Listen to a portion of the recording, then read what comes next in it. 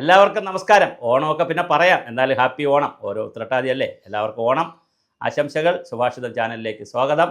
നമ്മളിങ്ങനെ കുറേ കാര്യങ്ങളൊക്കെ തിരുവനന്തപുരത്തൊരു സ്റ്റുഡിയോയിലിരുന്ന് ഇങ്ങനെ കാര്യങ്ങളൊക്കെ പറയുന്നു. ജനകീയ പ്രശ്നങ്ങളെടുക്കുന്നു, ജനങ്ങളെ വിഷയങ്ങളെടുക്കുന്നു, ആഗോള വിഷയം എടുക്കുന്നു. എണ്ണ നമ്മൾ വാങ്ങിക്കുന്ന കാര്യം പറയുന്നു, എണ്ണ വിൽക്കുന്ന കാര്യം പറയുന്നു, ഡൊണാൾഡ് ട്രംപിൻ്റെ കുസൃതിത്തരം പറയുന്നു. എല്ലാം കൂടി നമ്മളൊരു ചാനലായി നമ്മൾ മുന്നോട്ട് കൊണ്ടുപോകുന്നു. എല്ലാവരുടെയും എല്ലാവിധ സഹായ സഹകരണങ്ങളും സാമ്പത്തികവും ഉൾപ്പെടെ ഞങ്ങളെ സഹകരിക്കുക. നമുക്കിത് ജനകീയ ചാനലാക്കി മാറ്റിയെടുക്കാൻ എല്ലാവിധ ആളുകളുടെയും പിന്തുണയെ അഭ്യർത്ഥിക്കുന്നു. ഇപ്പോൾ മറ്റൊരു വിഷയമാണ് നമ്മൾ അവതരിപ്പിക്കുന്നത്. ചൈന ഇന്ത്യ ബന്ധം, ഹി ബന്ധമൊക്കെ ഷിയെ പോയി കണ്ടു പ്രധാനമന്ത്രി മോഡി. അത് ഒരു വശത്ത് വളരെ വലിയ തോതിൽ അത് പോകുന്നു. അതിനിടയിലാണ് പുതിയ വാർത്തകൾ വരുന്നു. അമേരിക്കൻ കമ്പനികളിൽ പെട്രോളിയം കമ്പനികളായി ഉണ്ടായിരുന്ന അമേരിക്കൻ കമ്പനികളായി ഉള്ള ഇറാനിൽ നിന്നും സൗദിയിൽ നിന്നൊക്കെയാണ് നമ്മൾ പെട്രോളും ഉൽപ്പന്നങ്ങളൊക്കെ എണ്ണ വാങ്ങിക്കൊണ്ടിരുന്നത്.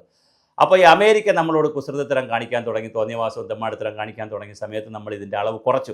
മാത്രമല്ല, ഇറാൻ ഒരു പണി കൊടുക്കാൻ വേണ്ടി അമേരിക്കയാണ് നമ്മളോട് പറഞ്ഞത്, ട്രംപാണ് മോഡിയെ ഉപദേശിച്ചത്, നിങ്ങൾ റഷ്യയിൽ നിന്ന് വാങ്ങാൻ പറഞ്ഞു. അതേസമയം റഷ്യയോടൊരു എതിർപ്പുണ്ട് ഈ ട്രംപിന്. ഈ ചാൻസ് നോക്കി റഷ്യ എന്ത് ചെയ്യാൻ തുടങ്ങി, നമുക്ക് എണ്ണ തരാൻ തുടങ്ങി, കുറഞ്ഞ വിലയ്ക്ക് എണ്ണ തരാൻ തുടങ്ങി. അല്ലെങ്കിലും നെഹ്റുവിൻ്റെ കാലം മുതൽ നമ്മൾ റഷ്യയുമായിട്ടൊരു പഞ്ചവത്സര കാര്യങ്ങൾ, പഞ്ചതത്വശീലം എന്നൊക്കെ പറഞ്ഞ് നമ്മളൊരു പഞ്ചമച്ചമാരാണ് സോവിയറ്റ് റഷ്യയുമായിട്ട്. റഷ്യ ഈ അവസരം മുതലാക്കി നമുക്ക് എണ്ണ ശരിക്ക് തരാൻ തുടങ്ങി. നമ്മളിപ്പോൾ 24% വാങ്ങിച്ചുകൊണ്ടിരുന്നു, അത് ഒരു 10-50% പോവുകയാണ്. അപ്പോൾ ഇനിയിപ്പോൾ ഇറാനെ കംപ്ലീറ്റ് നമ്മൾ വെട്ടാൻ സാധ്യതയുണ്ട്, സൗദിയെ വെട്ടാൻ സാധ്യത. കാരണം ഇറാനിൽ നിന്നും സൗദിയിൽ നിന്ന് എണ്ണ നമ്മൾ വാങ്ങിച്ചതുകൊണ്ട് ഇറാനും സൗദിക്കും ഒന്നും കിട്ടാനില്ല. അമേരിക്കൻ കമ്പനികളാണ്, അവർക്കാണ് ഇതിൻ്റെ ഗുണം കിട്ടുന്നത്. അതിന് നമ്മൾ പണി കൊടുത്തിട്ടുണ്ട്. നമ്മൾ റഷ്യയിൽ നിന്നാണ് കൂടുതൽ എണ്ണ വാങ്ങാൻ തീരുമാനിച്ചത്. മാത്രമല്ല, റഷ്യ ഇന്ത്യ ചൈന ബന്ധവും വലുതാവുകയാണ്.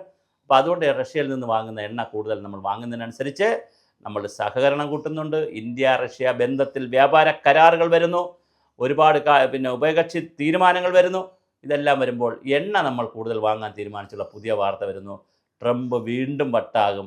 അദ്ദേഹം എന്തെങ്കിലുമൊക്കെ കാര്യങ്ങൾ, ഒരുപക്ഷേ ഇനി ഇന്ത്യക്കാരെ എല്ലാം ഇന്ത്യയിലേക്ക് പറഞ്ഞു വിട്ടാലും അത്ഭുതമില്ല. അമേരിക്കയിലുള്ള സകല ഇന്ത്യക്കാരോടും ഒരു ദിവസം രാവിലെ വിട്ടോണം വണ്ടി എന്ന് പറഞ്ഞാലും അത്ഭുതമില്ല.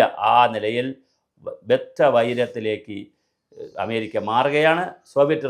സോവിയറ്റല്ല, പഴയ സോവിയറ്റ് ഇല്ലല്ലോ, ഇപ്പോൾ റഷ്യയിൽ നിന്ന് നമ്മൾ ധാരാളം എണ്ണ വാങ്ങാൻ തീരുമാനിച്ചു. ഇപ്പോൾ വാങ്ങുന്നതിൻ്റെ ഇരട്ടിയിലധികം എണ്ണ വാങ്ങാൻ നമ്മൾ തീരുമാനിച്ചിരിക്കുകയാണ്.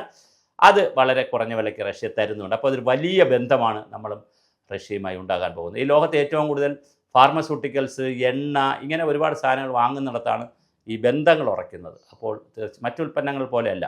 അപ്പോൾ എന്തായാലും എണ്ണ വാങ്ങാൻ തീരുമാനിച്ചത് വലിയ അടിയാണ് മറ്റ് രാജ്യങ്ങൾക്ക്. ഇന്ത്യ നല്ലൊരു തീരുമാനമാണ് എടുത്തിരിക്കുന്നത്. ഒരു വശത്ത് റഷ്യ, മറുവശത്ത് ചൈന. ഇന്ത്യയും ചൈനയും കൂടെ നിൽക്കുമ്പോൾ 280 കോടി ജനങ്ങൾ, റഷ്യയും കൂടെ വരുമ്പോൾ ഒരു 300 കോടി ജനങ്ങൾ ഒന്നിച്ച് നിന്നാൽ ലോകത്തെ കിഴിമേൽ മറിക്കാൻ പറ്റും.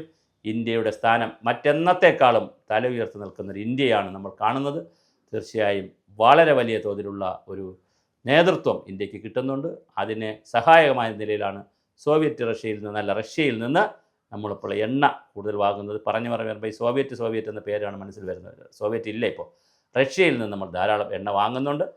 അതുകൊണ്ട് മറ്റൊരു ഗുണം റഷ്യയ്ക്കുണ്ട്, അവർക്ക് ഉക്രൈനെതിരെ അടിക്കാൻ പൈസ കൂടുതൽ കിട്ടുകയും ചെയ്യും. ഇതും നമ്മുടെ ട്രംപിനെ തലവേദന ഉണ്ടാക്കുന്നൊരു വിഷയമാണ്. പക്ഷേ എന്ത് ചെയ്യാം, നമ്മൾ കരാറുകളിൽ ഏർപ്പെട്ട് കഴിഞ്ഞു. റഷ്യയാണ് നമ്മുടെ ഏറ്റവും വലിയ എണ്ണ പങ്കാളി.